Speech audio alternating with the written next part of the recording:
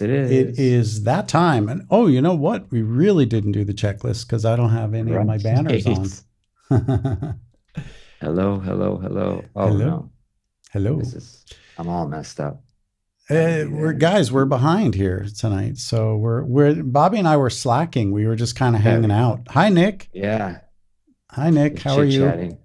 We were Always what chit-chatting, we need to do. pre-stream chit-chat. So we're all behind the times. So anyway, Bobby, I'm gonna just try the install of SoundSoap. And the first thing I want to do is just check. I have this great tool called Pluginfo. And You want to change your screen thing? What's it called on uh-huh. screen? There we go. Is Do that this better? later. All right. Yes, sir. We're in business. Oh, hello all. Um, so plug info, and I'm going to go It's fun. to Antares. Hey, Python Blue. Python Blue says hello, David. Say again.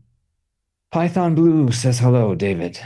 Oh, sorry. I'm like No, split you're good. attention I'm just here. right.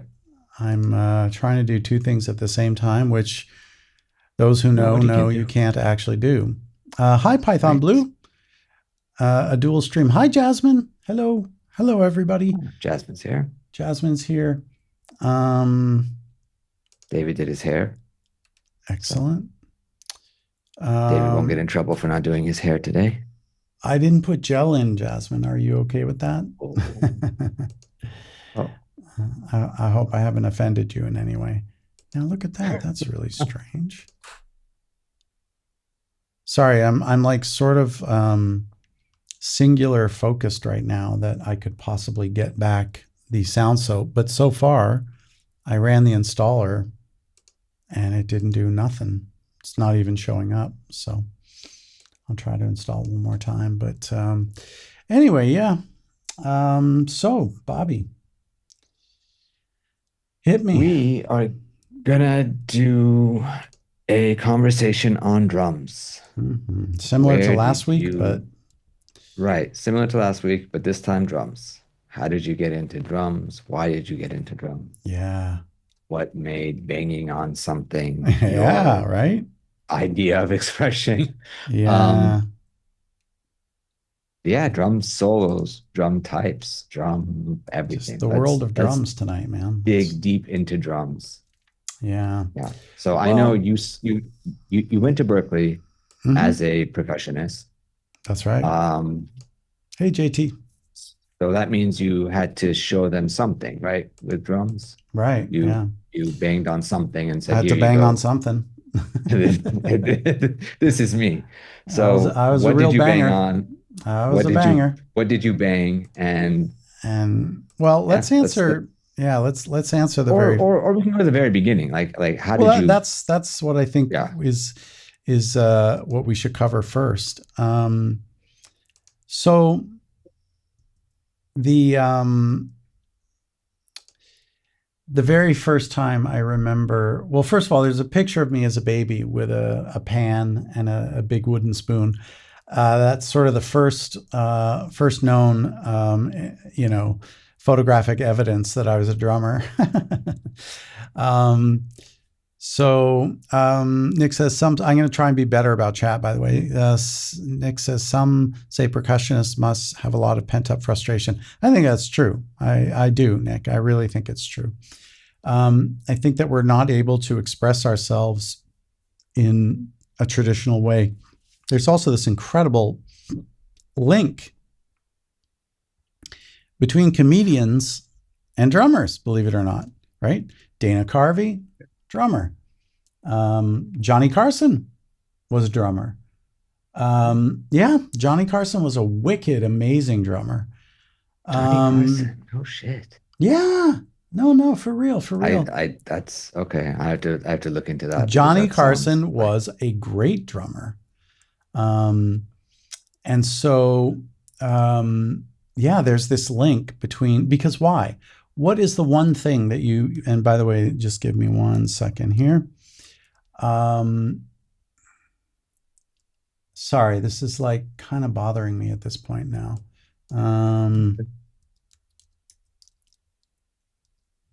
Oh, there it is. And yep, just like I thought, Bobby, it is still an Intel plugin. It has not been Wow. updated. It has not been Wow. updated to 64-bit. Do I really want that on my system?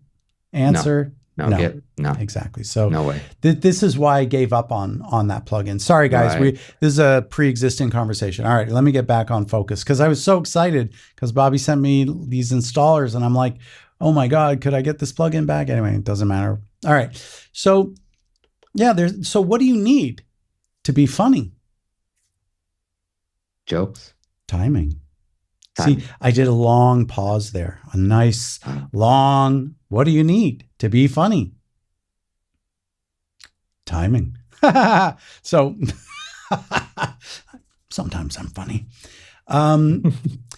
But you know, um, so it makes a lot of sense that a lot of comedians are actually drummers. Yeah, Dana Carvey. Right.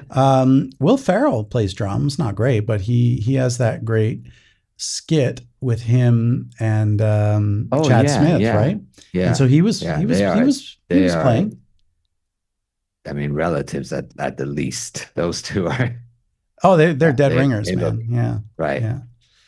Um, yeah. So I think trying there's a lot of examples, and I'm forgetting most of them right now. But the point is, so I think that but I do think that yeah, like drummers generally are really angry. Like I'm a very angry person, and I've just sort of learned how to maintain a Zen state, for my health. And I realized at a certain point that staying angry, especially at your past, is like it accomplishes nothing and just makes you unhealthy as a person. So I learned how to deal with my anger, but I think a lot of people you know don't deal with their anger and their feelings of insecurity and inadequacy and then it consumes them. I mean, just look at the greats that we lost, Keith Moon, John Bonham, all these amazing drummers that died way too young, who were like geniuses, like at their craft, right? So yeah, I think but okay, so let's go to this question of like, when did I first start hitting things? Yeah. Yeah. I will never forget it. In fact, I will never forget this as long as I live. My first drumming experience. So I was in the 7th grade or 8th grade, and I was just, after school, I had nowhere to go. I was, sort of hooligan troublemaker. And I just sort of wandered in, broke into the auditorium of the school. 7th grade, right? Yeah, I was a real fucking piece of shit, degenerate, like And 11 angry. years old I already I started. was Okay. I was a feral child of the street. I really Right. was. Like I was completely guys, Generation X, we were called the latchkey generation because we were all sent to school with a string around our neck and the house key, so we wouldn't lose our house key.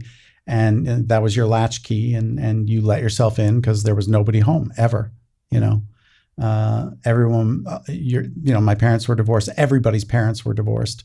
Or everyone was working or just didn't give a fuck. So yeah, I was just sort of always bored looking for something to do. And I broke into the auditorium, and anyway, and I'll never forget, on the floor were a pair of broken drumsticks. Okay. And one was, broken, like, actually, it might have even just been one drumstick broken, sort of close to the center. I don't remember. But what I do remember is like I know what these do. These are sticks for playing drums, and there were no drums. And so what I found was, those from the 1970s, those old chairs that were a metal frame but had a piece of wood where you would sit, and another piece of wood for your back to rest against. And Okay. so Yeah, the yeah, I remember wood, those. I mean, there are drums that are solid wood, like the Cajun drum, right? It's a complete piece of wood, right?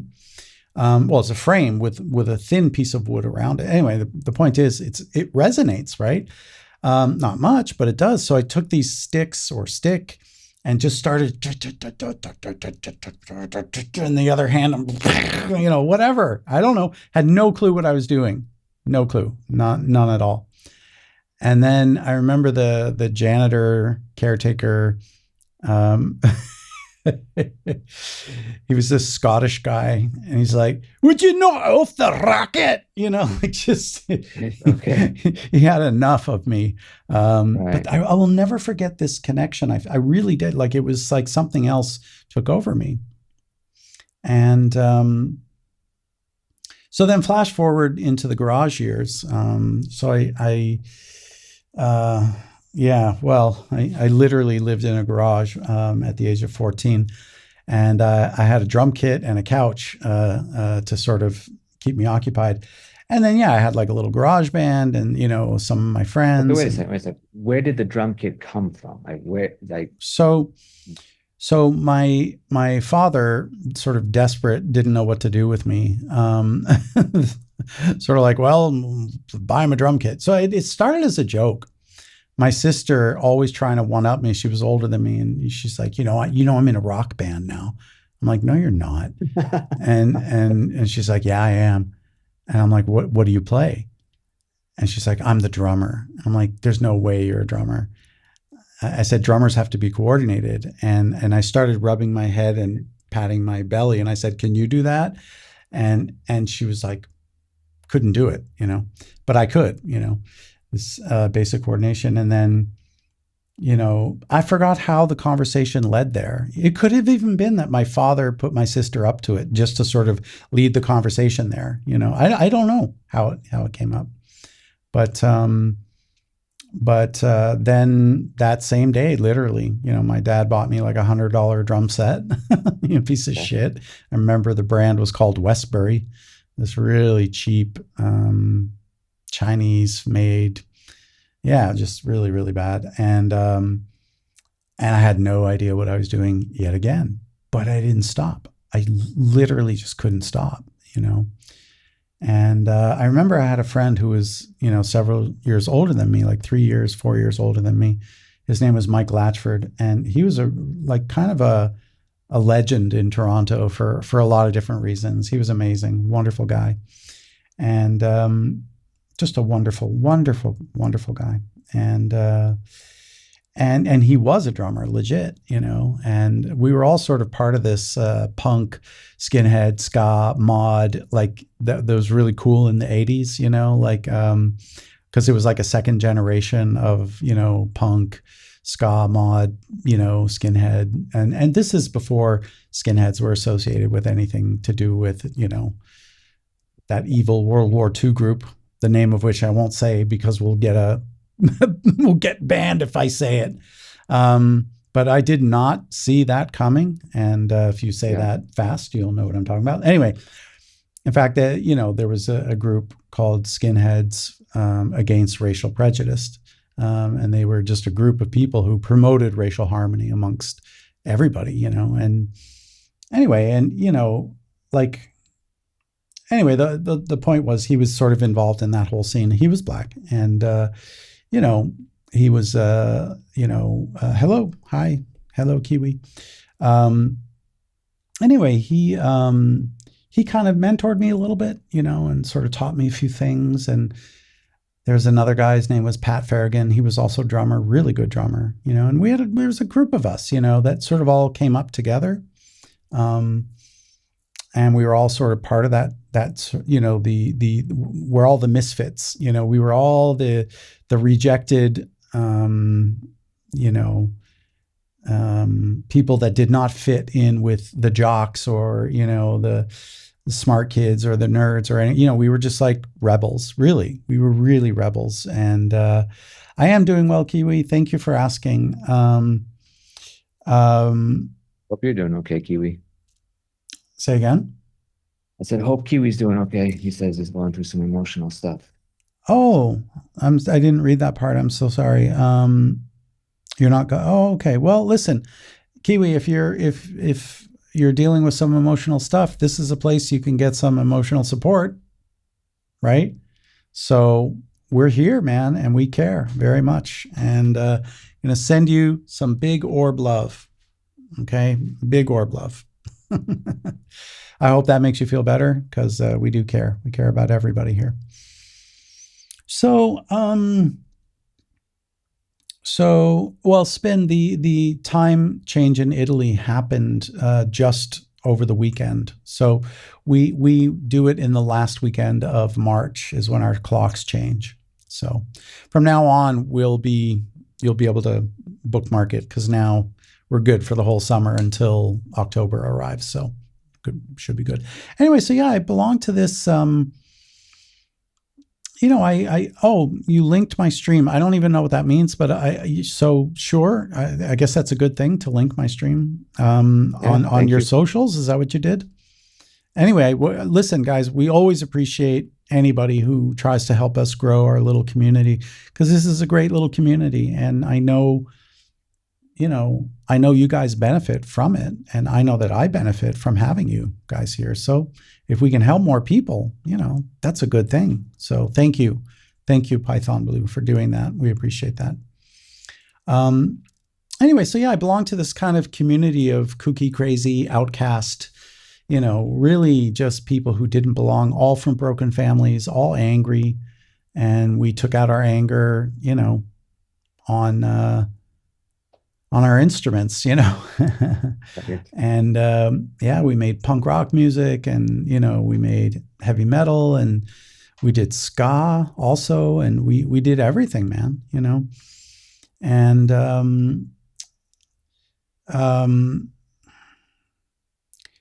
by the way, Meekin, I feel for you, man, like for real. I hope it gets better, whatever you're going through.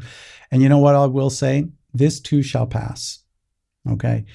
It is, I heard, I don't know if this is true, but YouTube shorts, when you're doom scrolling, sometimes you come across some things that are quite hopeful. I think it was Matthew McConaughey saying, do you know what the most common phrase in the Bible is in the Old Testament? And turns out it is have no fear. And that really impacted me a lot because also I have this tattoo, right? Which is fear consumes passion, right?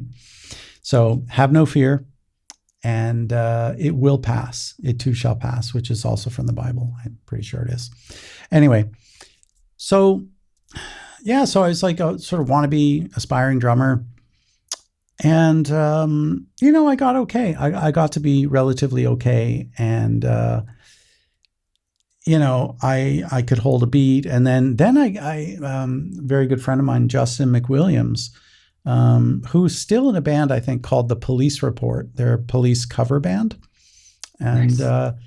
he was amazing. Okay. And he was really into, a lot of, progressive rock bands like King Crimson and Level 42 and, these really amazing, that sort of combined, rock and fusion jazz and, just really crazy stuff. And Genesis and, all these like really cool bands. And Level 42 really captivated me. I mean, I really got into that. And, specifically Mark King, the bass player, and his style and how the whole band's sound was anchored on his bass because he was just still considered one of the greatest bass players of all time and ever, and so sorry. Just thinking of really funny memes, but we'll keep it clean on the show. Yeah, just some really funny South Park memes about being able to play the bass guitar. Anyway, whatever. So yeah, I was always an okay drummer. Like I was never great. I was never like, a really great drummer. And I'll tell you the day that changed there are 2 days that really changed everything for me, that made me into, probably what I am today, like very much brought me to the path of where I am, right? So one of Right. them was I went to this high school in Toronto, Canada called Oakwood Collegiate Institute. And at the time, this was one of the best youth orchestras in the entire country. And we toured. We went to China. We went to Denmark. It was an incredible, like, high school orchestra touring, raising money to go and tour the world, basically. And every year there were like 2 tours. One would be in the United States, and then the other would be to a major foreign destination. So I didn't go. I wasn't there during the China concert, but I did go to. I performed in Denmark, and anyway, so it was at this school that I'd always loved classical music, but this is where I got my classical training and studied, with David Kent, who was the timpanist of the Toronto Symphony Orchestra, and I really was serious about being a classical musician. And, when you play classical, I'm trying to say classical and percussion, and my dyslexic brain went classical. When you play classical percussion, you spend a lot of time just counting rest, Right. and then on timpani, bum, bum, bum, bum, bum, bum, brrrrum, and then you wait for 12 and a half minutes exactly during the Hummel trumpet concerto. And then again, ba-ba-bum, ba-ba-bum, bum, bum. And then eventually you just tell the conductor, listen, you have to cue me. I'm not counting these Right. I was going to ask, 574. you literally sit there and like, No, okay. you were expected That to. You were expected to, but I would Jeez. always tell the conductor, like on a concerto like that, I would be like, yeah, Right. no way. Yeah, if you have to count like whatever 80 measures or something, like that's within the realm of being reasonable. But like, yeah, you would have like 3, 4, 500 bars of rest. So there was just no way. Classical, it's a new thing, guys. Thank you, Nick, for reasserting my word.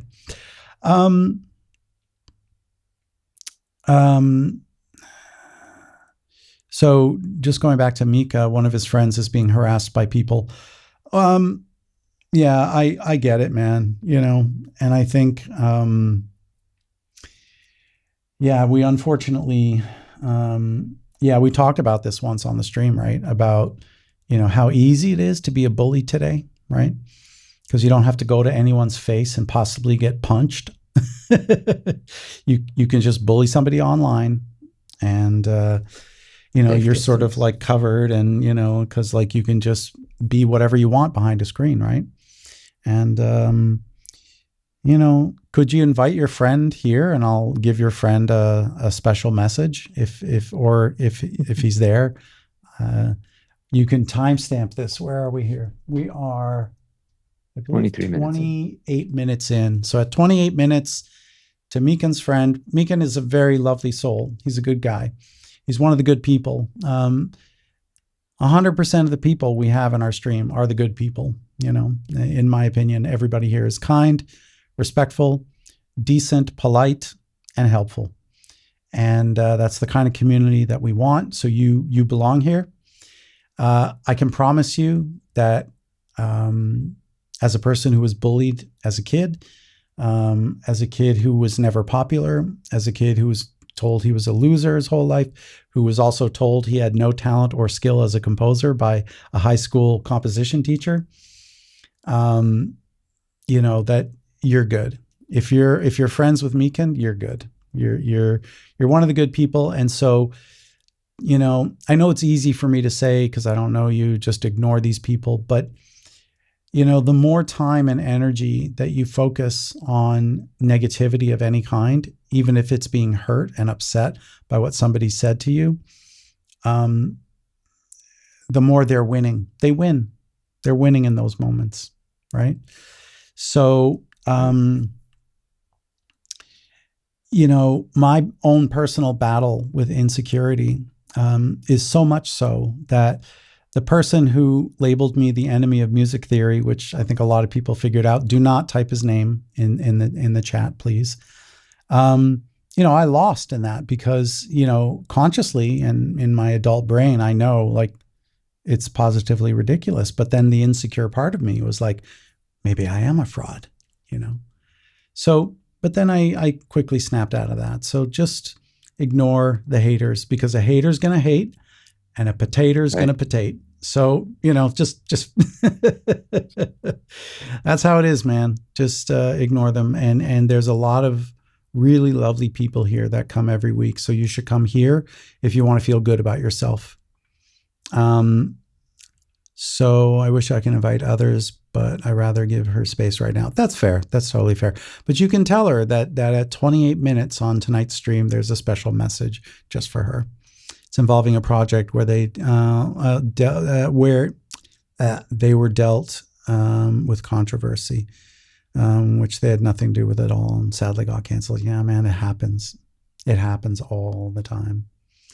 Anyway, I'm very sorry, Mikan, but yeah, 28 minutes. There's a message just for her, and it will get better. I promise. It will. Really, really will.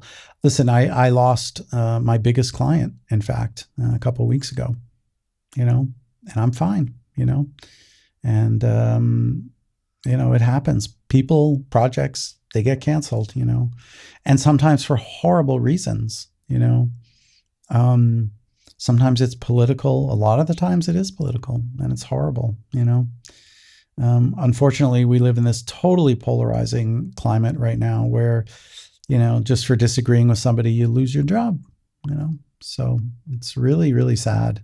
It's horrible. Yeah, and a we lot of don't horrible have a people are, society anymore, right? We don't have people who can deal with, okay, you look at the world differently. yeah. I think this way, you think that way. It's And, very black and white for a lot of people, yeah. And unfortunately. especially in the education system, it is one of the greatest tragedies that's ever happened in education, because the entire point of going to university and becoming educated is having a lot of people whose opinions you really don't like and that you really disagree Yeah, with. And part of going to school is learning how to manage your own self and learning right. how to civilly, in a respectful way, have discourse and disagree, and it just seems like that's all going out the window now. And we're just sort of like, everyone's upset and angry and, wants to be safe. Like the whole idea of a safe space, I think, in school, in educational facilities, is ridiculous. You should feel unsafe, in fact, because that's you. How else can you learn how to adapt? There's no safe no safe Right. There's space no safe space in life. in Yeah, life. That doesn't you're gonna exist. need to figure it out. So you And you have to can go figure it home out. and Yeah, and cry all so you want, but in that moment, you need to the idea of deal with it. having it, yeah, in an educational facility, I think it's crazy, because you're not helping the student. Right.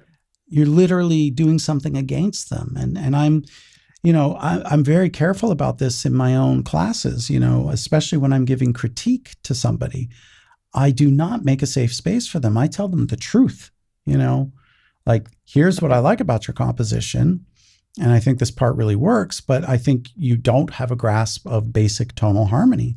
And without that grasp, it's going to be very hard for you to do the job that I do every day. And there's nothing, like I say it from a place of love. I don't try to Right. hurt anybody's feelings. That's the last thing I ever want to do. But yeah, I just had a little crack in my voice because it's horrible. When you're dealing with it, it's awful. It is. It's a horrible thing. And I get it, because I've dealt with it, before in my own life. And so I'm really sorry. I'm really sorry, man. Again, just support to your friend and to you, Meekin, right? And tell your friend, when she's, feeling a little more up to it, tell her to stop by, And in fact, she can tell her story here, and we can discuss it, especially if it's related to the industry and, just work in general. And this is a very welcoming community, and everybody here is welcome and free to interact with each other. But let's go back to where we were So talking I about had a drums. question about your drums. Yeah, Your first drum set. You had the kick, you had the snare, right. 2 toms, 3 Right. toms. So I had, it was a 5-piece. Okay. And so what a 5-piece is a bass drum, a snare drum, 2 rack toms, and 1 floor tom. And Okay. then, there was a hi-hat, a cymbal, and a ride cymbal, Right. crash and a ride. This is like the most basic starter kit. Okay. And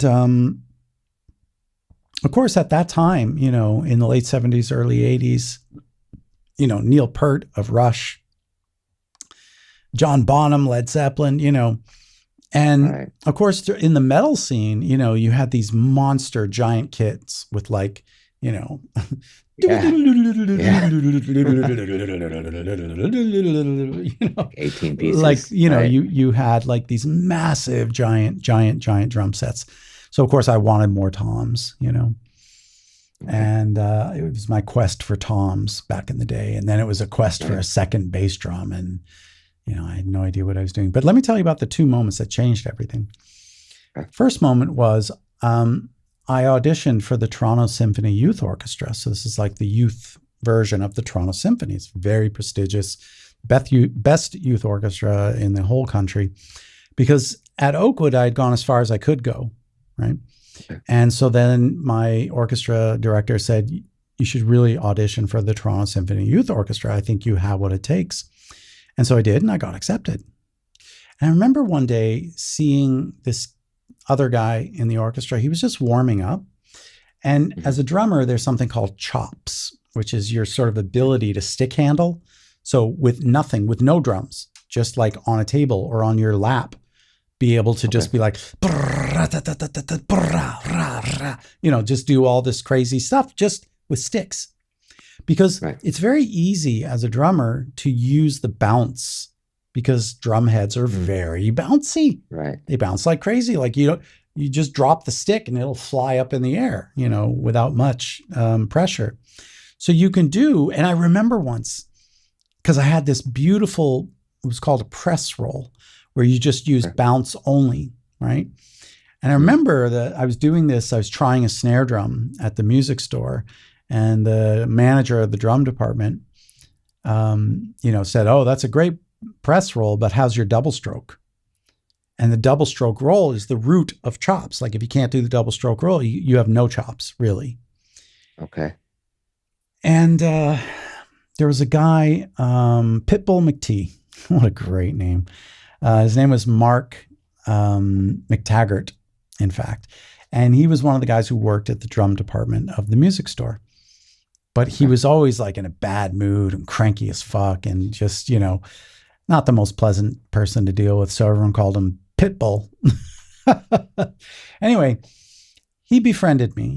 He clearly understood that I was a lost soul teenager, desperate for somewhere to belong and lonely and no adult supervision in my life. And he just just, just, I guess, looked after me in a way, emotionally. And I had two mentors, great mentors. The other was one of the other high school music teachers. His name was Roy Greaves. And these two guys probably saved my life. I'll be honest, be really honest with you. No, this is not marching band. This is a high school orchestra. So no marching band. This is playing, Beethoven and Brahms and, Bizet and, Berlioz and, classical music. Right. So now, funny enough, Pitbull was in a drum corps, which is like military drumming, which I didn't know anything about. But I remember one day I was like really depressed and we were sitting in my basement and he's just like, dude, man, like, what's going on? And I told him, I said, well, today before orchestra practice, I think his name was Justin. I saw Justin and he was doing this like unimaginably fast, like just, and Mark's like, yeah. And I said, I don't know how to do that. I can't do that, And he's like, well, show me what you can do, And I showed him, and he's like, yeah, you're using all bounce, and you're not really using stick control. And actually, there's a very famous book for drummers called Stick Control that you're supposed to use and learn, and you Okay. learn your rudiments and your basics and stuff. So, Right. Right. so he taught me the most unbelievably simple exercise, and I still remember it. I won't even bother explaining it. But what it did was very, very, very slowly took you from playing all eighth notes to playing all 16th notes, which doubles your movement of your arm. So instead of bop, bop, bop, bop, you get bop, bop, bop, bop, bop, bop, bop, bop, bop, bop, bop, bop, bop. But your arm movement is that of just bop, bop, bop, bop, bop, bop. But you're getting bop, bop, bop, bop, bop, bop, bop, bop, bop, bop. And then once you can speed that up and you can control that, then you have chops. And so he taught me finally chops. And I felt like a man. I was like a boy drummer, and I evolved into manhood because the greats, all the greats had chops, Right. and could do shit for days with just their stick control. And I finally learned it. And then I could do things that like John Bonham did. And I was like, oh my gosh, and I really like, he helped complete a part of my soul, Right. and so anyway, that eventually I outgrew the Toronto Symphony Youth Orchestra. And that's what eventually landed me to this. I went to a performing school, high school for music and art, where I was told by the composition teacher I had no talent. So you don't have it. Yeah. So this is one great thing that really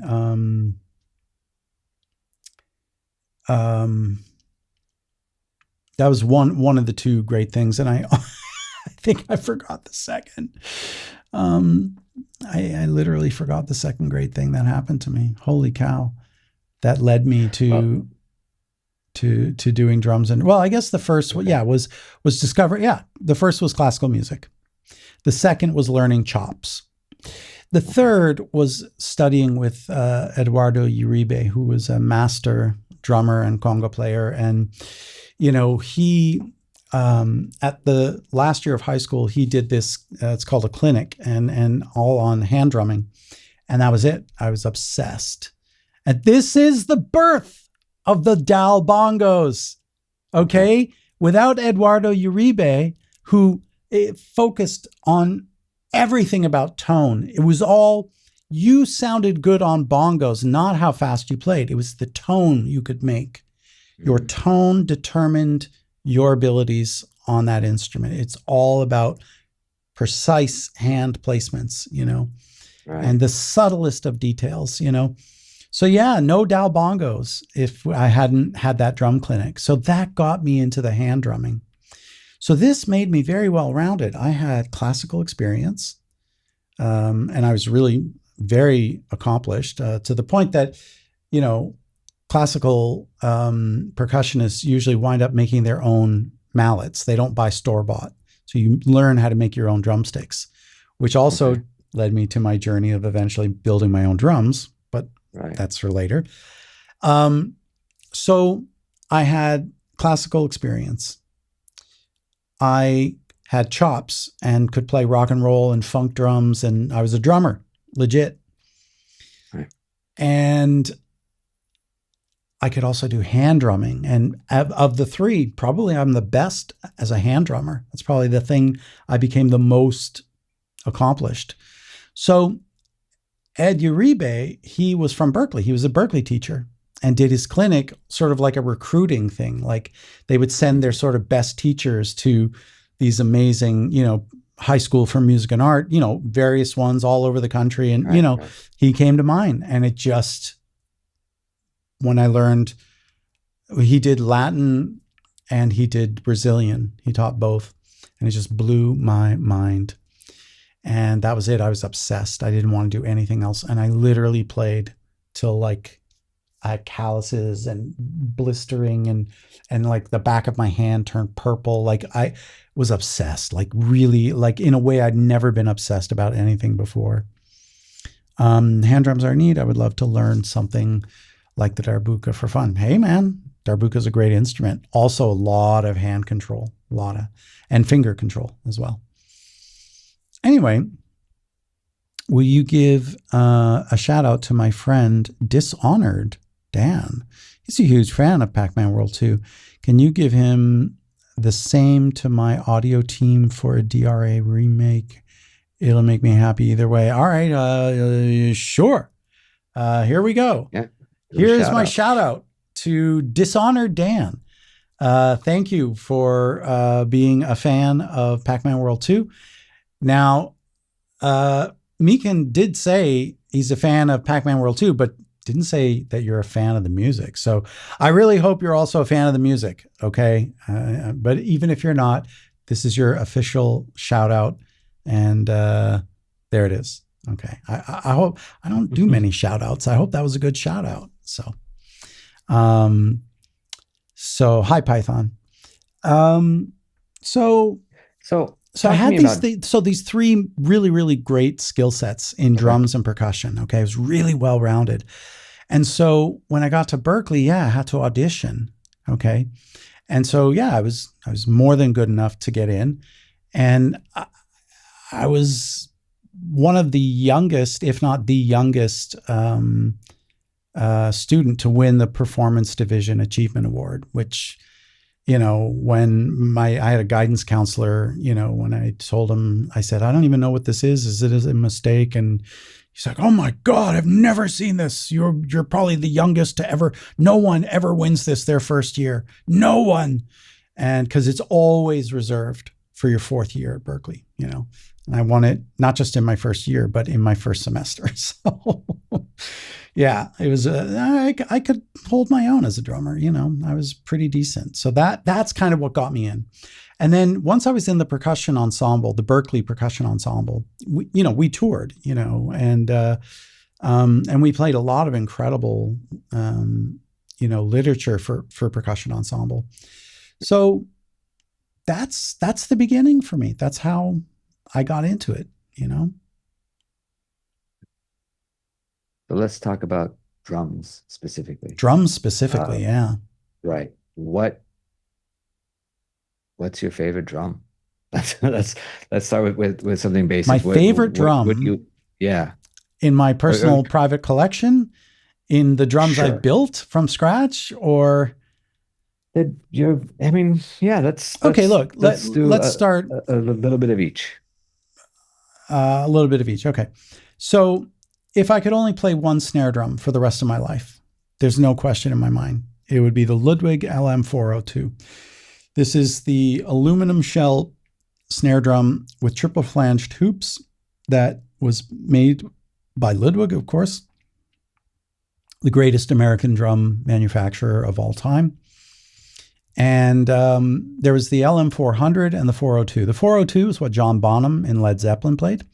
The 400 is what Ringo Starr played in the Beatles. And they were just the exact same drum, just 1.5 inch deeper. So there's the 5 inch deep and the 6.5 inch deep. Okay. They're both 14 inches wide. So that is the great, there's nobody, no drummer would ever argue with me on my choice. Like Hmm. not a single drummer would ever say, well, not even the Black Beauty, which is often regarded as one of the greatest snares ever made. But in terms of like an overall versatile, everyday, you can bang the shit out of it, you can drop it on the floor. Nothing will ever beat that snare drum. And I think, 90% What of makes a good drummers, snare drum? sorry. What makes a great snare drum Mm. or a good snare drum? Anyway, I was Should just going to say like 90% of drummers would agree with what I just said. What makes a great snare drum? I mean, that's another amazing question. I'm a snare drum builder, so okay. So I think that for me, what makes a great, it's a couple things. So number one, so on a snare drum, there are literally little steel wires that run across the bottom of it that give it its snare sound. So I think what makes a good snare drum is that there are two varieties of what we'll call loose, medium, and super tight snare. So you can have the wires either loose, medium, or super tight, and then the actual heads, the tuning heads, the parts you hit, and the bottom head. You can do a very loose, like that flat, flabby 70s sound. You can have just sort of like a medium tune, which might be like a John Bonham kind of a sound. And then you can have a super, super tight, really crisp, dry, which might be like a funk. And then the tightest snare drum sound ever recorded um, would be, oh my God, I can't believe I forgot his name. My God, the guy who invented the one drop. Oh my God, Bob Marley's drummer, who did all those great recordings. Oh my God, my goodness, how can I forget his name? It's going to bother me. Carlton, Carlton Barrett. Sorry, Barrett. Car- Yes, Carlton Barrett. Carlton Barrett. There it is. Yeah. So he had this ridiculous tight tuning. The one drop is like the main reggae beat that you hear on most of Bob Marley's music. And then there's steppers, which is another actually, that's the one that's used in ska more often. But these are very, very specific rhythms. And that's the thing. Like, I studied all these rhythms from different parts of the world and different drummers and looked at their tunings. And yeah, I can't think of anybody who's ever tuned their snare drum tighter than Carlton Barrett. So, so I think a great snare drum checks all these boxes, that it can be loose tuned. The wires can be loose, medium, or tight. Sounds great. The batter head and the resonator head, or the top head and the bottom head, can have any combination of tight and loose, and it still sounds great. But I think maybe the number one thing that really does it for me, does it sound good with no tone control? So all these snare drum manufacturers, including Ludwig, like from the very early days, so like, as early as the 40s and 30s, even like, even the 20s, you had on the inside of the drum a piece of felt that you could adjust, and the felt would go up against the batter head. Well, the problem with that, especially if you did it tight, it changes the tone of the actual batter head because you're putting pressure on it. So then somebody had the idea of making it external, and then nobody ever put it inside the drum anymore. And the 80s was the sort of final point of that. And then the 90s, we used the external. And then eventually it became, nobody used felt. They used this thing called moon gel, which if you're a drummer, you know what moon gel is. But it's just basically like a sort of silicon rubbery, slimy thing. You're welcome. And that's on the inside Mika. or the outside? Sorry? And that's on the inside or outside? Always on the outside. So yeah, after the late 80s, Moon gel is on no one ever put dampening on the inside. And then a lot of people figured out that if you just cut out an old drum head, and from its steel rim, and then cut it the same size as the snare drum, and then cut a hole in the center, the larger the hole, the more it would ring. And the smaller the hole, the less it would ring. And so you could just have a very natural. So there's a lot of different ways of doing tone control. So for me, I think that the greatest example of a great snare drum is with zero tone control. Does it sound amazing with no tone controls? Because snare drums are notoriously very, very difficult in a lot of different ways, right? Difficult to record. You need two microphones. Sometimes those mics go out of phase with each other, so that's a problem. It rings too much. Some drums will make other drums ring, and then you've got to put, like duct tape and paper towels and all kinds of other shit, which is why they invented moon gel finally. So I think a great snare drum sounds great with no tone control on, like a medium to high tuning, And I think what that is a great sound of a snare? Say again? What defines the great sound of a snare? Well, I think that, How do you know it when has you a hear really it? nice crack. Like, it makes a really nice crack. I think that crack, no matter the tuning, will cut through the mix, right? It'll come Right. through the mix. It will, the other thing we're really not talking about here, which we should be talking about here, is the drummer. Because, Sure. two drummers can make the same snare drum sound quite different, Right. And so, and we were briefly talking about this earlier when we were talking about our subject for the evening. what we saw between the 1960s and the 1970s about how drummer technique changed. Um, so, um, there, I only define there are two categories really of drummers. That's Apple doing that, folks. That's not me. Although that's just for the Zoom. I don't think it actually goes to the stream, does it? It doesn't go on It the does stream. It's not. Okay, crazy. good, good. Apple does these weird things when you hold up your. Anyway, never mind. So you can actually turn it off, but I kind of like that surprise every now and then. So tappers and hitters. Okay, Okay. tappers, sort of tap, and they use wrist and they use stick control to tap the drums, and they can hit fairly hard, but it's still tapping. Then in the 70s, we really saw in the late 60s, early 70s, we saw a departure away from tapping to really hitting. And this is a visceral, not only are you putting your arm into it, you're putting your shoulder and your back Yeah. is going Yeah. into hitting the drums as loud as humanly possible. So these are, some people call them hard hitters, whatever.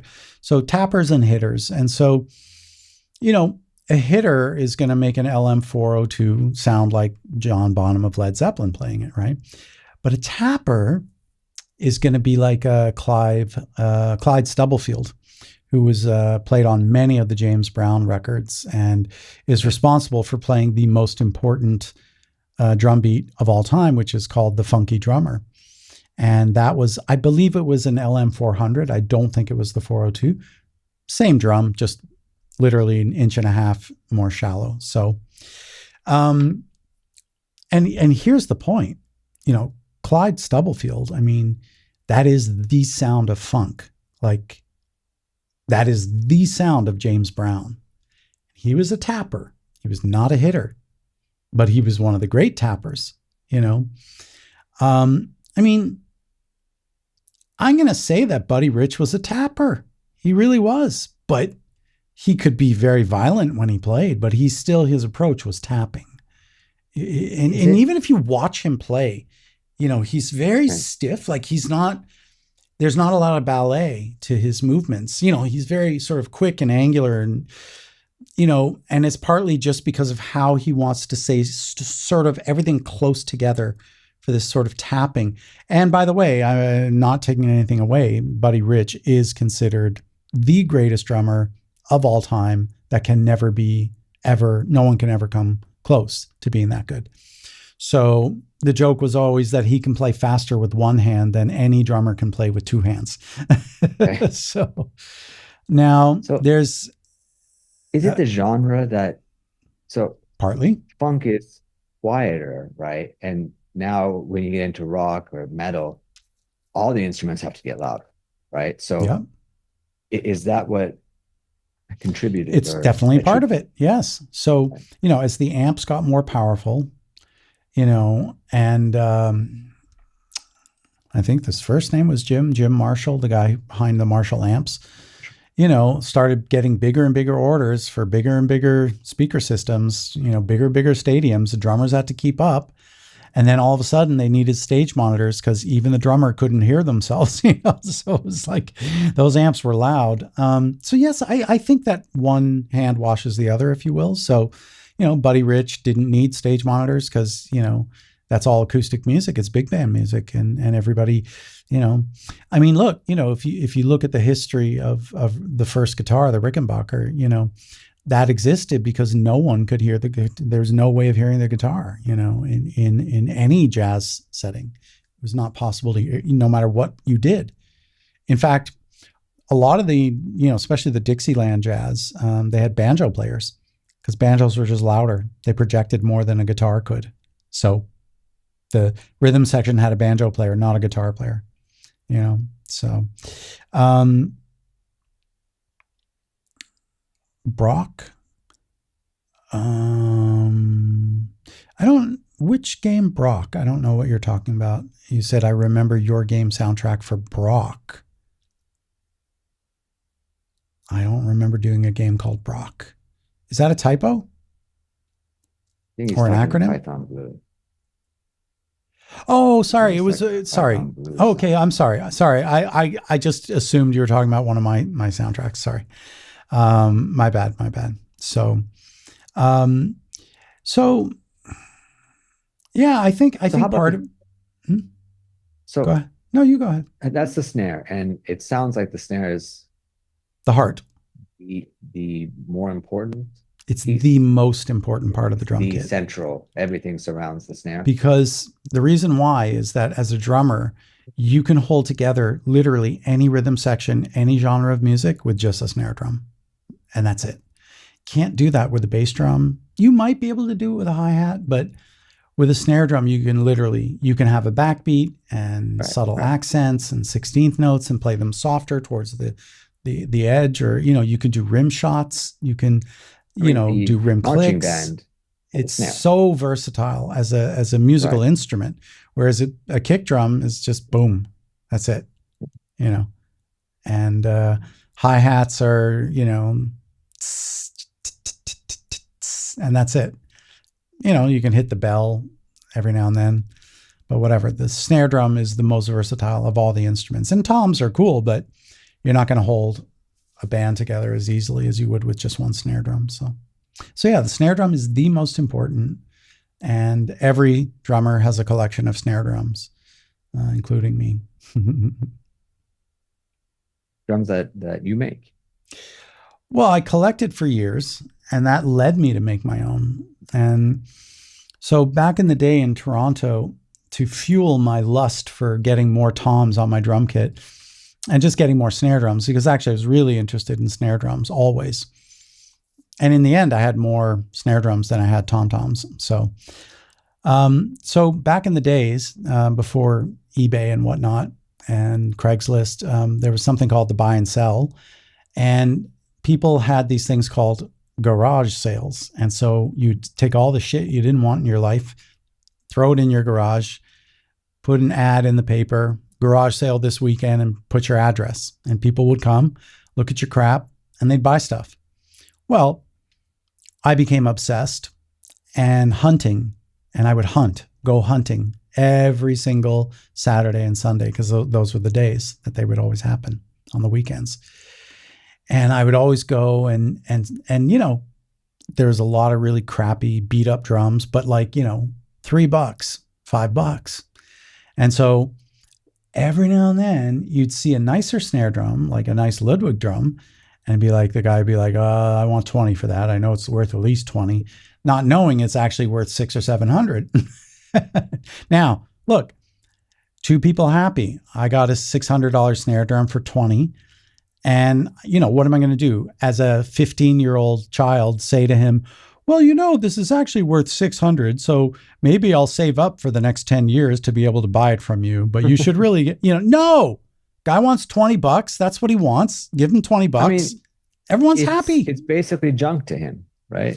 It was He's junk. he's I'm not there doing to, him. Yes, yeah, I'm doing him a favor, and he doesn't know any better. And, this is not an episode of Pawn Stars, for example, where right. Rick, right, he's got integrity, right? So somebody walks in with a $90,000 gold coin and they want $1,500 for it. And he's like, look, if you want 1,500, I'll gladly give it to you right now, but this is worth a hell of a lot more, right? And so you come to respect him as an honest dealer, right? Fair, straight shooter. But when you're a 15-year-old kid, I'm not looking to cheat anyone, but I am looking to get the best damn deal. And I'm pretty good at bartering, Exactly. Right. So anyway, yeah, I would find old, discarded, beat up, crappy drums. And remember I told you before, I said, I really like working with my hands. And so, I would I'd take the drum home, I would tear it apart.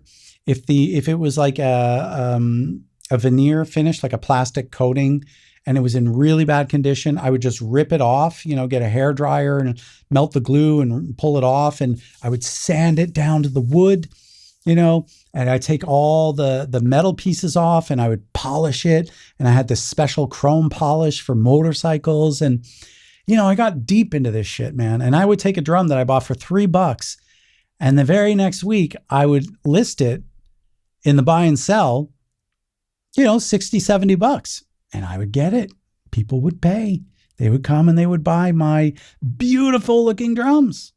Okay, so I ran this sort of drum business, if you will, where I would just look for old beat up drums, and you would find traders. So my I had this Rogers Dynasonic snare, which was a pretty good. I found it at a garage sale, got a good price, and I traded it for my first LM402 drum. I had one. I wanted one desperately, but even in 1986 when I got it, or 87, an LM402 from the 1960s, because it was a 1968 model, that was at that point considered valuable, right?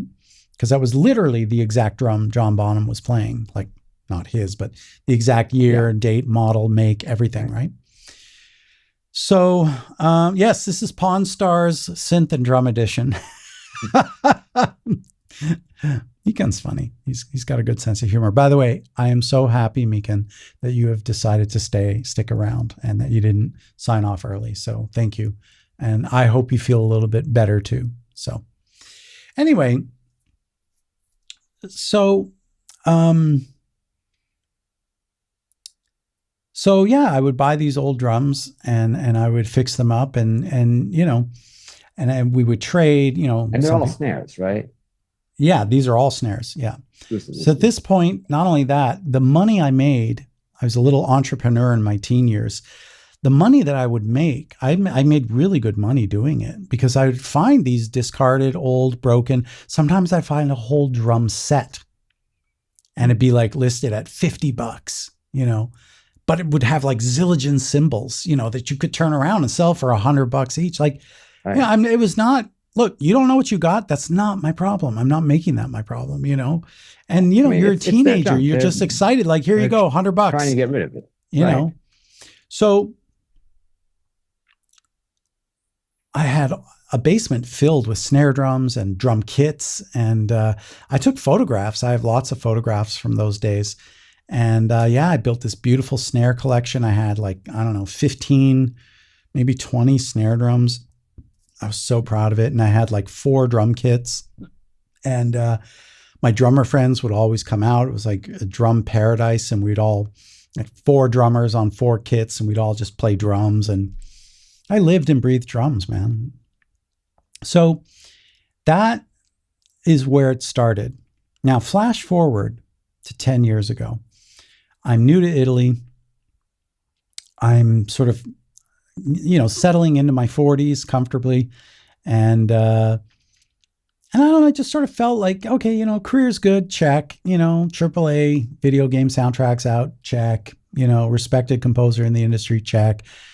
Career didn't go how I dreamed it to go, but I have a respectable career, nice stack of AAAs, stack of iOS games, blah, blah, blah, web games, feeling good about life.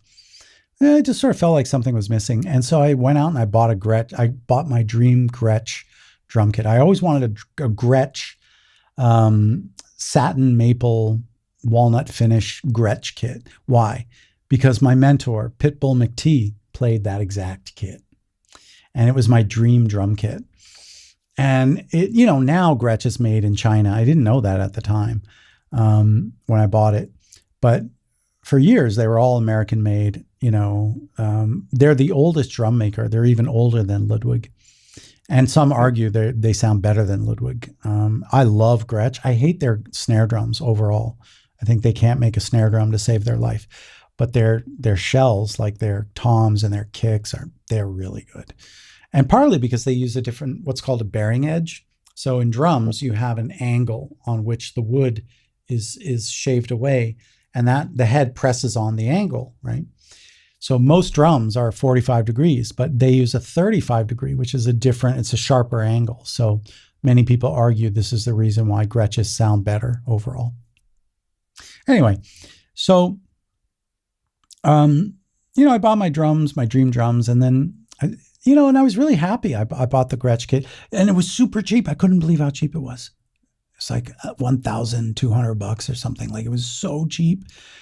And that's when I realized, when the boxes arrived, they all had made in China stamped on them. And I was like, since when did Gretsch start? And Well, good old private equity, man. That's what happened, right? All the big American brands got bought up, and all the private equity said, hey, if we build them in China, stamp Gretsch on them. And that's what happened. I was like really disappointed, but I'm like, it still says Gretsch on it. And it'll still sound like a Gretsch. Well, you sure as hell hope so. And sure enough, Right. man, I mean, the Chinese can make drums, man. They're great drum makers. And yeah, when I pulled those suckers out and I got them all tuned up, they sound amazing. I love that Gretsch kit I bought. Chinese, still Gretsch. Anyway, then I was sort of thinking back like about what was it that made me so happy back in the day with drums. Then I realized what it was. It was like finding old drums, fixing them up, and then rebuilding them. By the way, I don't know if it was private equity that actually happened or why Gretsch started making them in China. I don't know. I'm just anything that goes wrong in the music industry. It's pretty safe bet. I think it's like, a 2 and 3 odds that it's private equity is the reason why. So that's why I'm just blaming everything on private equity, but Yeah, I don't for know that sure. for a fact. But anyway, so I realized in Italy, there's no such thing as a garage sale or a lawn sale for that matter. People don't do it's just unheard of here. Like you just Okay. don't do it, doesn't exist, doesn't Right. happen. It'll never exist. The idea of That's people crazy. putting their junk out there, it's just never going to happen. So, Right. um, what did you did what did you do here? You clipped me. Should I click on that now? Um, I think that was the shout out. Oh, it's a shout out. David had I'm so sorry I doubted you moment. The times you're happy to be. I am very happy to be wrong. I've always said this on this stream because when you're wrong, you get an opportunity to get better educated. And if you've wronged somebody, it's your opportunity to apologize. Right. Right. Two very, very good things. The smartest people in the world can admit when they don't know something, and more importantly, they can, when they're wrong, they can admit it and they can also apologize if they are wrong. Anyway, so it's not easy, by the way. I mean, I make it sound like it's easy, but sometimes, it's not as easy as I make it sound. So because there's no such thing as a garage sale here, I realized, well, I can't go to garage sales and I can't buy old drums and fix them up. So what's the alternative? eBay. Well, so when I'm on eBay and I'm looking for these old drums, well, by the time you put the shipping in, you'll buy an old beat up drum, that you have to fix up, and you might spend already €100 on it.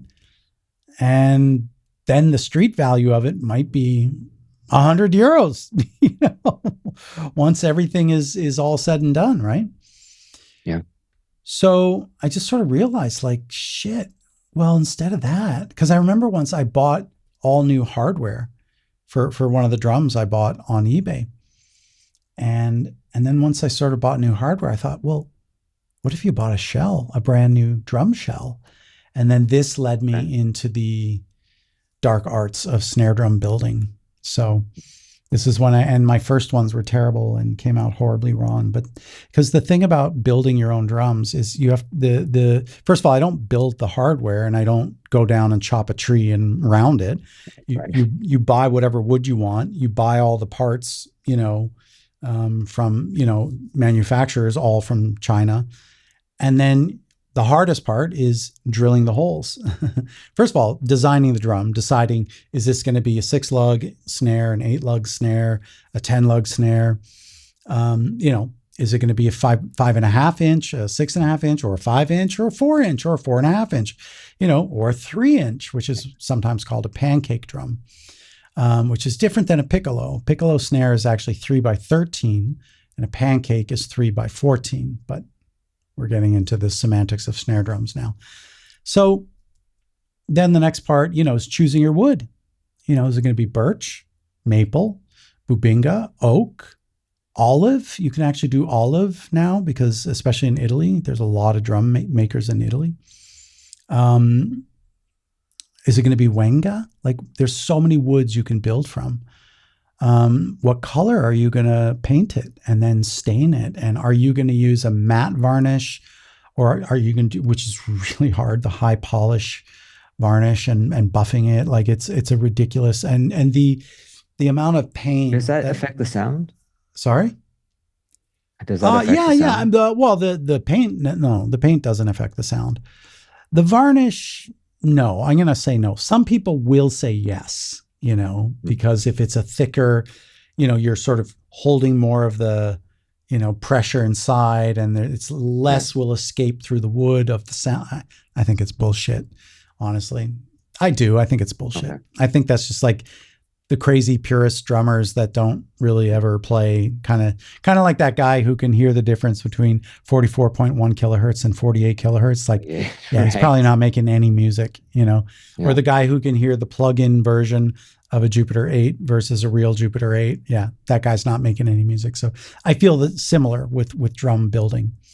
And I've gotten to learn a lot about drum building, but about tone, what really does affect tone, And, I think things like mahogany, which is, a much different wood than like maple is the number one choice of drum builders, right? Because it's super hard and really durable, and they tend to be a little bit louder, whereas like poplar is a super soft wood. And so, yeah, some people will say that, the maple projects more because it's a more dense, tightly packed Interesting. wood.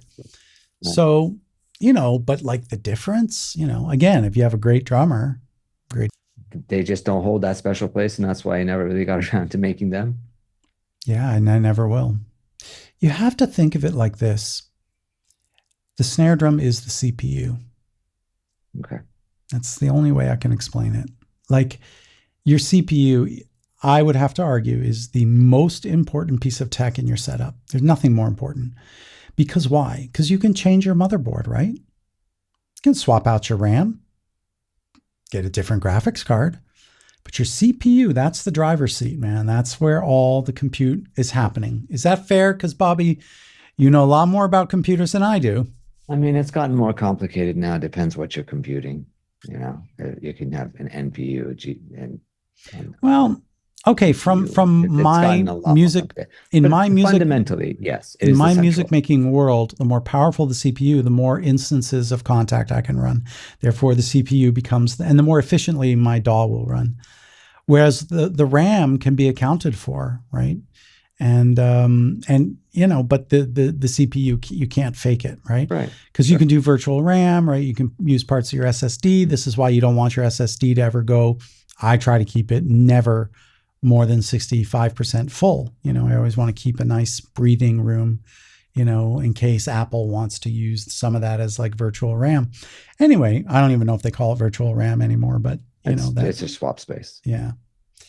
So the snare drum is the most important instrument, and it's the most expensive. So I'll give you an example. The snare's There more are expensive snare than drums. Sorry? the snare. It can be more expensive than Oh, it's not that it the can bass be. drum. It is. It is the most, Interesting. by a massive margin. Really? And Okay. after snare drum, it's, believe it or not, cymbals are the most expensive thing.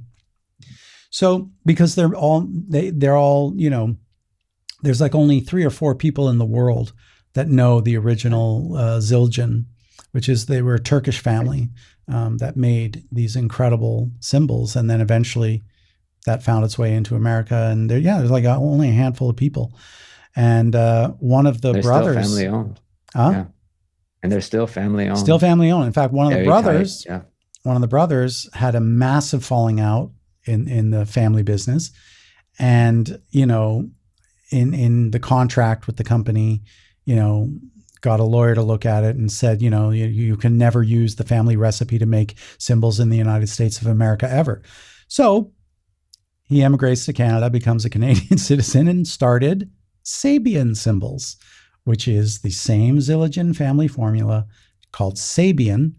And for those that know Sabian, it's a Canadian company from the Zildjian family. So anyway, look, you can easily spend the average price of let's say an instrument quality snare drum is over 1,000 euros for instrument quality. Okay. Like, in other words, a really good snare drum, right? And so But you can also spend 100, 200,000 on a just one snare drum because of its rarity, right? So some drums are extremely rare. But like, yeah, like even now, I don't even know what a 1968 LM402 would be running for. You want to Google that real quick? Bobby's Yeah, a sure. wizard at finding info on Ludwig LM402 1968. What is that costing on eBay these days? Or on Reverb, actually, might be a better Yeah, place to go. kind of reverb. Yeah, it's a better, 5 much. by 14, 540. That's it. Shit, I'd buy that Yeah, today. used very good. Yeah. Yeah, 540. Okay. Well, there it is, man. Well, that's all you need to know. And it's a 1968, really? That's what it says. 1968 Ludwig, 5 by Wow. 14 LM400. Super performing LM400, yeah. snare drum. The 402 is the John Bonham one, though. That's the more, desired one, if you will.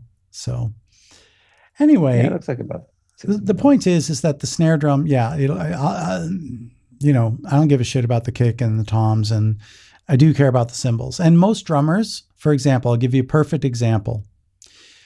If you go, let's just say a battle of the bands, and it's at a bar, and let's say they have a decent, I don't know, decent Ludwig drum kit as the house drum kit. Okay, so any battle of the bands or the house band, they're going to use that drum set. Well, that drum set will have a matching snare.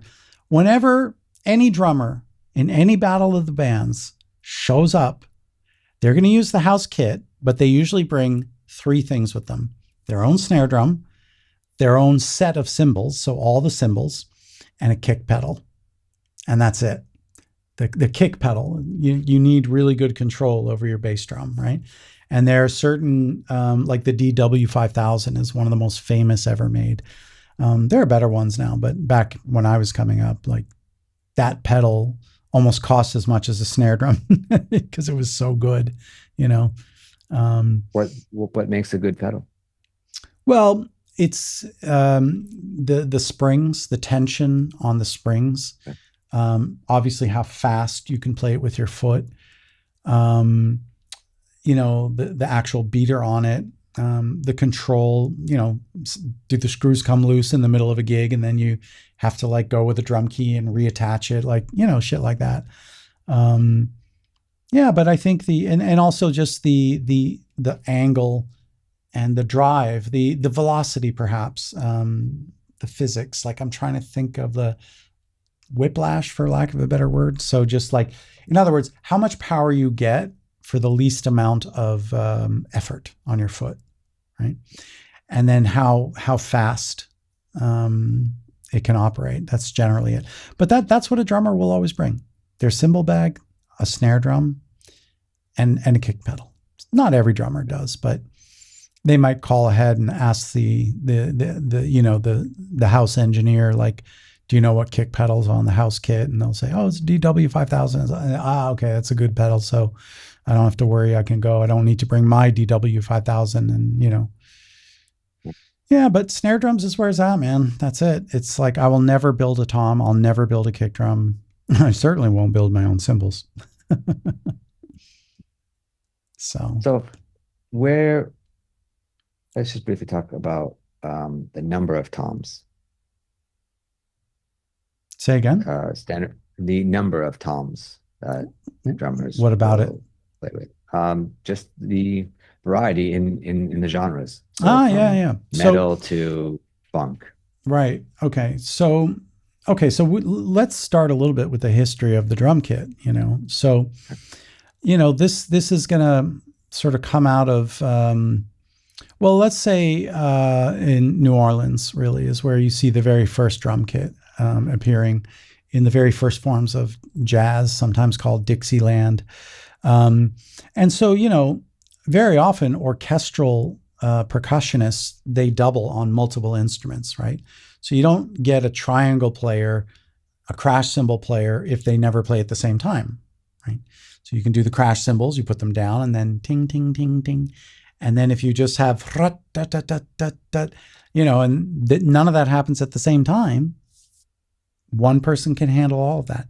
And typically in a classical orchestra, there's never more than 3 or 4 players. The timpanist is like apex predator of percussion. Um, but then you Okay. might, depending on the literature you're playing, like if it's Mozart and Beethoven, there's only timpani. And then sometimes like Mozart would put, maybe a bass drum and crash cymbal, very rare. I don't think any of Beethoven's symphonies have crash cymbals or bass drum, and certainly no snare drum, never. Um, so anyway, but then as the Romantic era in classical music emerges, you start seeing more percussion being added into the orchestra. And then, percussionists figured out, oh, you know what? I can hit the crash cymbal and then grab this and do the triangle roll right after. And. So percussionists were always good at doubling on instruments. So, of course, someone figured out how to make a bass drum pedal to play the bass drum. And then as this new genre of we'll just call it jazz, for lack of a better, we won't subdivide all the different genres of jazz. We'll just call it jazz as a catch-all. They needed some drums and because look, you have to understand jazz has 3 distinct influences: blues, ragtime, and marching band. Okay. Ragtime evolved by wanting to play marching band music in the saloon, but you can't get 60 marching trumpet players and tuba players in a saloon and serve drinks. It's not doable. So you do it on the piano. So these 3 ingredients made up jazz. So, and in jazz, in marching band music, yeah, you're going to have multiple bass drum marching bass drummers, multiple marching snare drummers, multiple marching. So you might have 20 or 30 percussionists in a marching band, right? So once jazz as an art form started to evolve, hey, there's too many drummers, man. Yeah. I can't hear the bass, man. And so one drummer kind of worked out the parts, over time. And so, if you look at the 1910s, 1920s drum kits, there's giant orchestral bass drums, and a snare drum tilted on the side and maybe 1 or 2 cymbals. And they had these wood blocks and then Chinese tom-toms that were, like actual from China drums. And Ludwig, they had these different names called, the nightclub outfit and, the house band outfit, and they always called it an outfit, which was like, drum kit, what we call a drum kit today, they called an outfit. Anyway, and then they had the Black Beauty outfit, which was their most expensive snare drum. And they're beautiful. Real Black Beauties are just gorgeous. They're brass with black finish, and then they're hand engraved so that the brass is like these beautiful paisley designs. And oh my gosh, they're just gorgeous. Anyway, so let's say by the time you get to like the Benny Goodman Orchestra and Count Basie and Duke Ellington and Cab Calloway, maybe not Cab Calloway, but certainly by the time you're in Duke Ellington, the standard jazz outfit, let's stick with tradition, call it an outfit, is a 20-inch bass drum, 14-inch floor tom, 12-inch rack tom, and a snare drum 14 inches. And then 1 hi-hat, 1 crash, 1 ride cymbal. Basta. That's it. So that's called a 4-piece drum kit with a crash and a ride. And then, you got drummers like, Gene Krupa, who eventually added a second floor tom. So they had a 14 and a 16-inch floor tom. So they had 2 floor toms, And then it's not really until like even John Bonham in the 1960s and Ringo Starr, they all played the standard jazz kit. Now, Ringo, there was a kit. He had a 20, 12, 14, but then he also had a 22, 13, 16, right? Now, on the Get Back sessions, he played a 5-piece kit. So he had 2 rack toms for the first time. That beautiful maple Ludwig kit. And he always played Ludwig, always. Yeah. And actually, Ludwig made him an LM400 gold plated as a way of thanking him, because Ludwig is only Ludwig today because of one drummer, and that is Ringo Starr.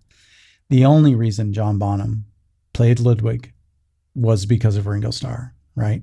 Like, he made the brand famous, you know? Anyway, so that's jazz. We have the 4-piece.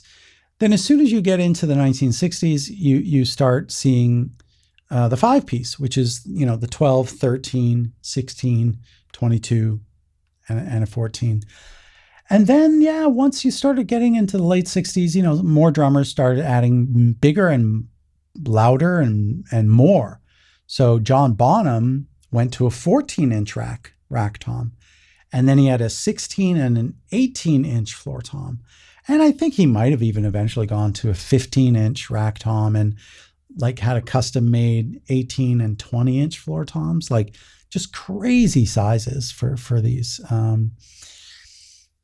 And then, he went from he played a 24-inch kick, and then he went to a 26-inch kick, again, just to get bigger, fatter, more. But you see, you couldn't make a bigger, fatter snare drum. They existed, don't get me wrong. I actually have a beautiful Ludwig. It's a 15x8. So, an LM402 is 14 inches across and 6.5 inches deep. And then, so I have a Ludwig that's, 15 inches wide and 8 inches deep. And it's much, but it doesn't sound good for rock and roll.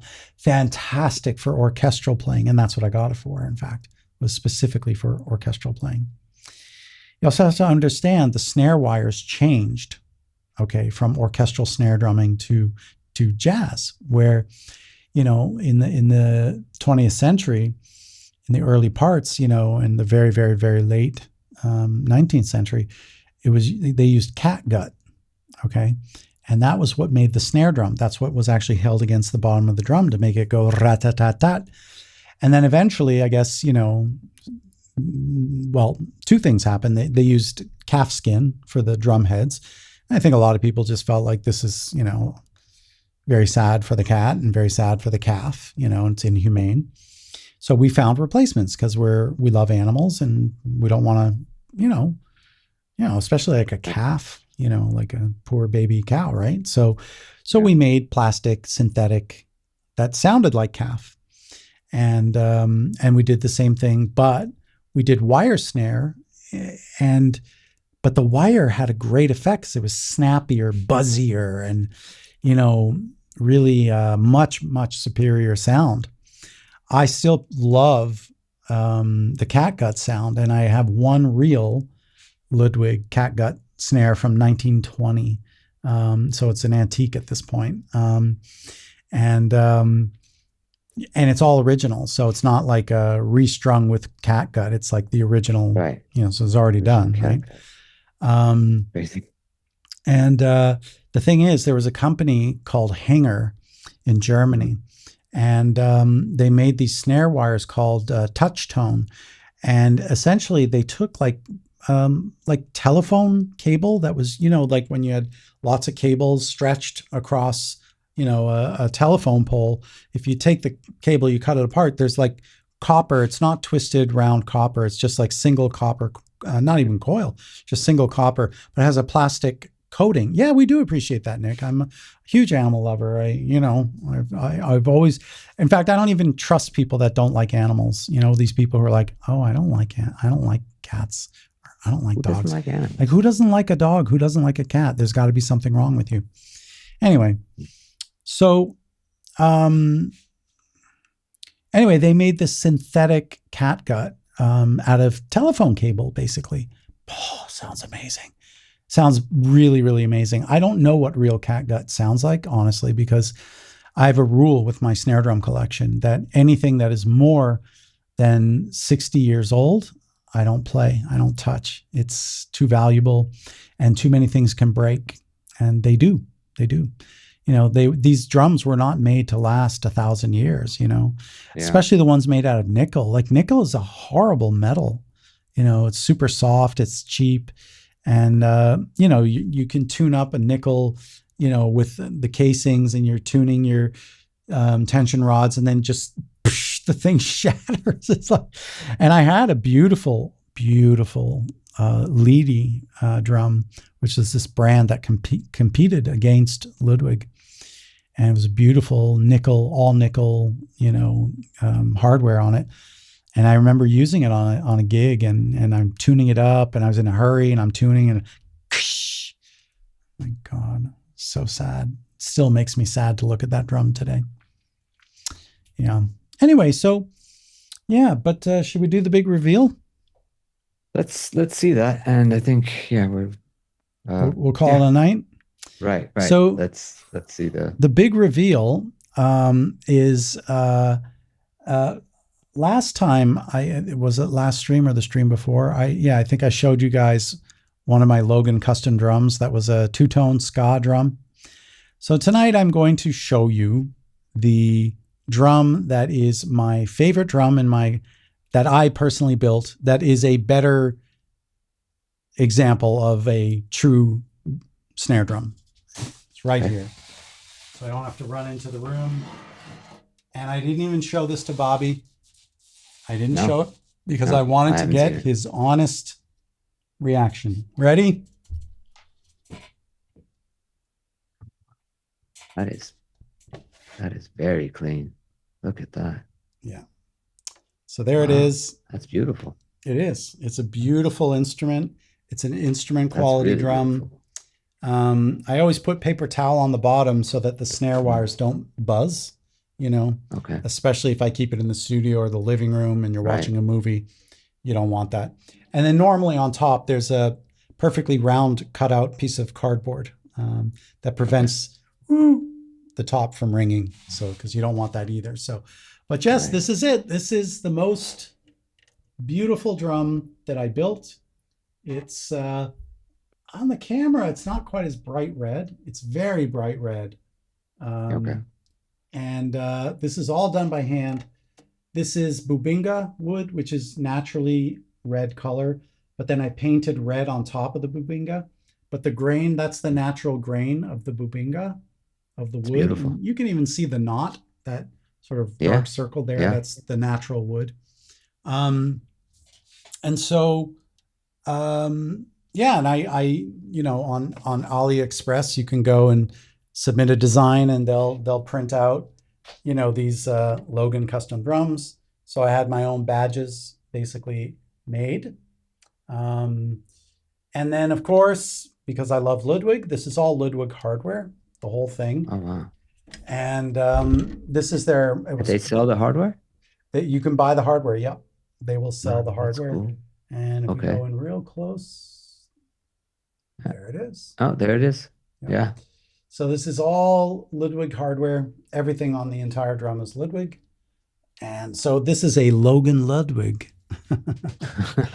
So there it is. That's my drum. I'm not going to play it, but it sounds incredible. Like it's the best sounding drum I've ever made, and the best looking drum I've ever made.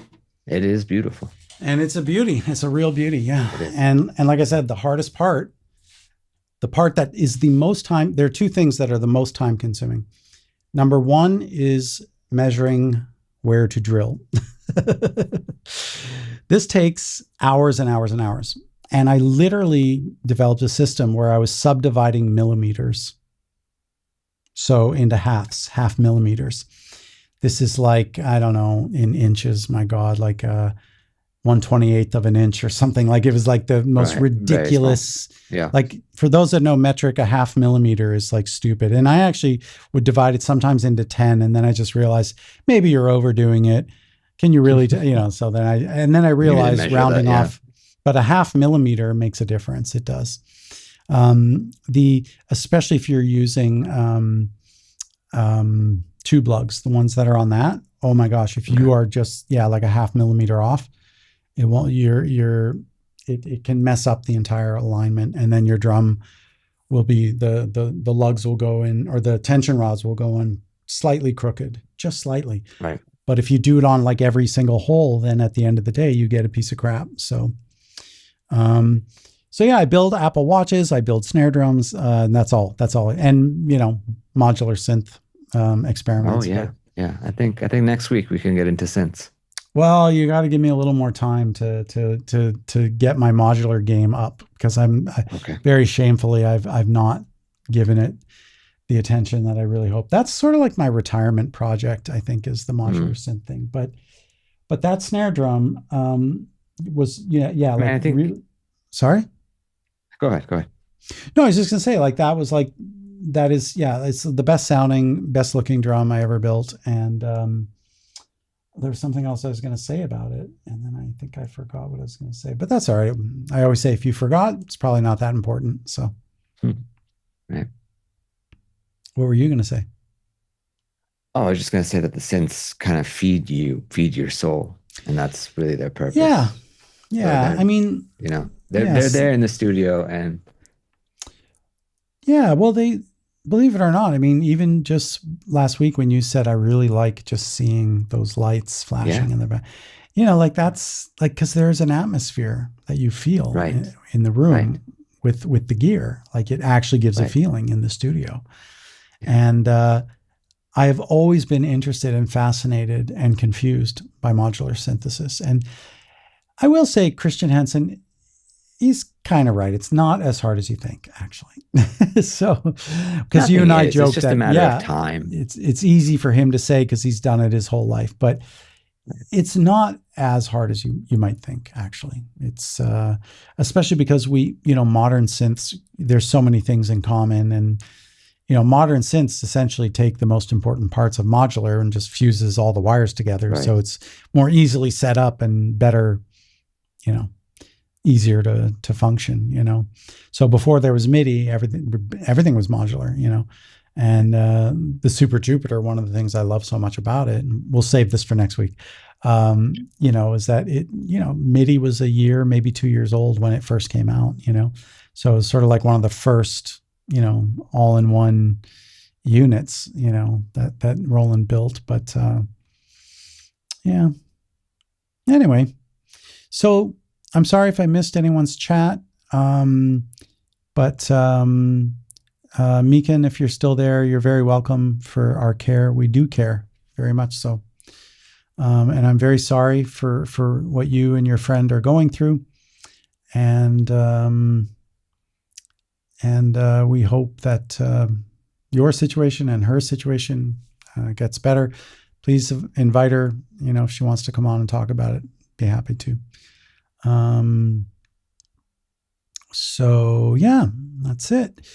Oh, right. So JT, yes, I did get it.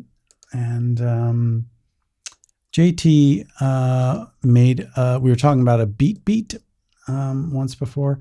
So and by the way, Bobby, if you have to go, certainly you no, cool, can. cool. But let's see, where is the beat here?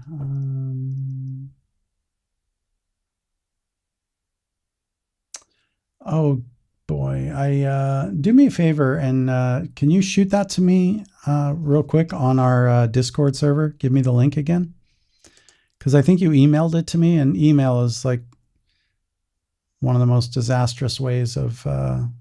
Put the link in the chat. I don't know if that helps. Oh, wonderful! Oh, there it is. Cool. All right, so this is. It says I need permission. So can you open the permissions? I'll request access. I can't seem to get into it. So you want to go ahead and put the new link in the chat? So, so no, 2 minutes. Well, we're kind of trying to wrap things up here. So, if you want, we can play it next week. Let's see.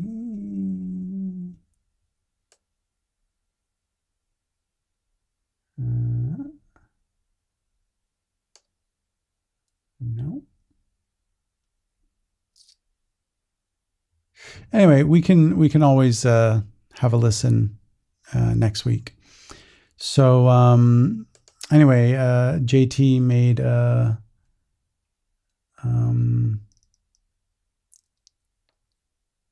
let's see.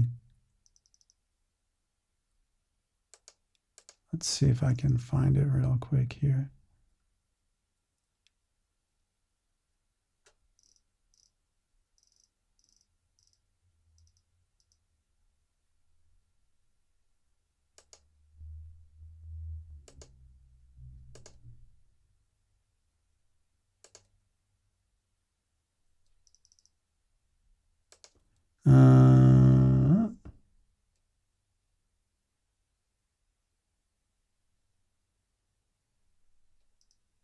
Yeah. All right. I guess we'll have to do it next week because I don't know where it is, man. I have no idea where the link is, and your link that you just sent is not giving me. Oh wait, hold on. I think I found it now. No preview. It's in the file owner's trash. So apparently I can't play it because it's in the trash. So I'll tell you what, let's leave it for next week. And yeah, we'll have a listen next week. And maybe you can remind me early on, and we can do it at the beginning of the stream. So yes, but JMT made a ska version. I don't know which version you made, reggae or ska. He did a remake of Pac-Man World 2. So that should be fun for us to listen to as a nice treat for next week. So, all right. Well, thank you guys all for coming. We appreciate you all. Thank you. Thank you, Bobby, as always. And yeah, nice little talk indeed, Nick. And again, best wishes to everybody having a tough time. You know, life is super hard, man. I can tell you right away. It's very, very difficult. And but you know, you'll get by with a little help from your friends, and that's what we're here for. So, all right. Well, I think it's that time of the night, and thank you, like as always, and Bobby, special thank you, and we will see you guys next week. And like I always say, I think the purpose of life is to find some purpose in life, and I think the meaning of life is to find